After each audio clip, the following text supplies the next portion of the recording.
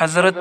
انس رضی اللہ تعالی عنہ سے روایت ہے کہ حضور پاک صلی اللہ علیہ وسلم نے ارشاد فرمایا کہ ہر انسان خطا کار ہے اور بہترین خطا کار وہ ہے جو خوب زیادہ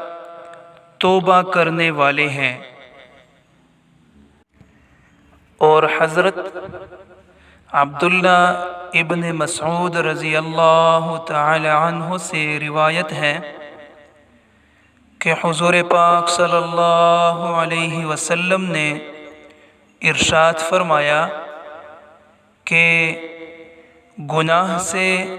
توبہ کرنے والا اس شخص کی طرح ہے جس کا کوئی گناہ نہیں۔ اور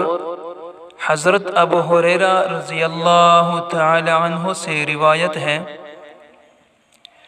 کہ حضور پاک صلی اللہ علیہ وسلم نے ارشاد فرمایا کہ قسم ہے